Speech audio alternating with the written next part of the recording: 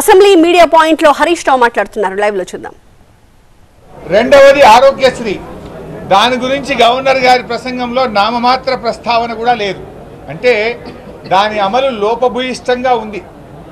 10 లక్షల రూపాయలకు ఆరోగ్యశ్రీ పెంచడం అనేది దాని అమలులో అది లోపభూయిష్టంగా ఉన్నది. అందువల్ల దాని గురించి గవర్నర్ గారి చేత ఒక్క మాట కూడా తన ప్రసంగంలో చెప్పించలేదు. అంటేనే దాని అమలు సరిగ్గా లేదని మీరే చెప్పకనే చెప్పారు. మరి నిర్దిష్ట సమయంలో 6 గ్యారంటీలు అమలు చేస్తామన్నారు.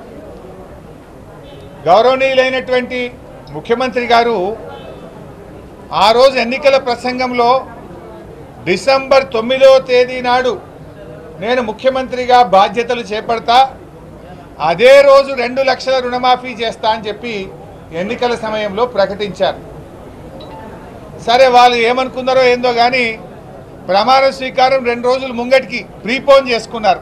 వారికోస్ వెయిన్స్ వ్యాధికి కేవలం 30 నిమిషాల్లో చికిత్స. కాల్ చేయండి 9989527715. 9వ తారీఖు బదులు 7వ తారీఖే ప్రమాణ స్వీకారం చేశారు.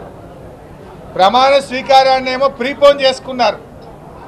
ప్రజలకు ఇచ్చిన హామీలేమో వాయిదాలు వేస్తున్నారు.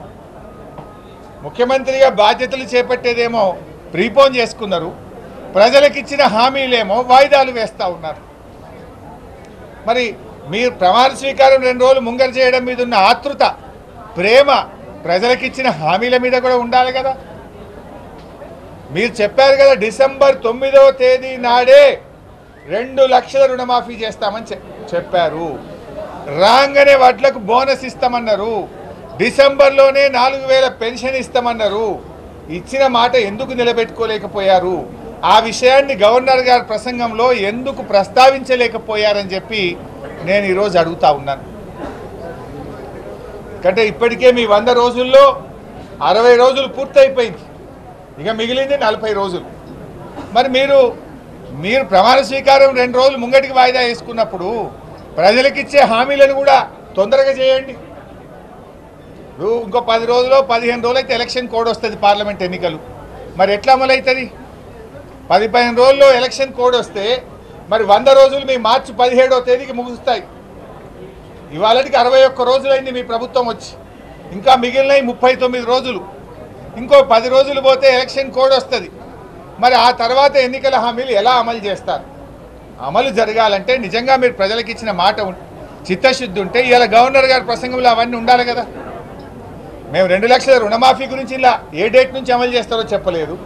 మహిళల 2500 బోనస్ గురించి, మహిళలకు ఇచ్చే 2500 చెప్పలేదు. వడ్లకు బోనస్ గురించి చెప్పలేదు.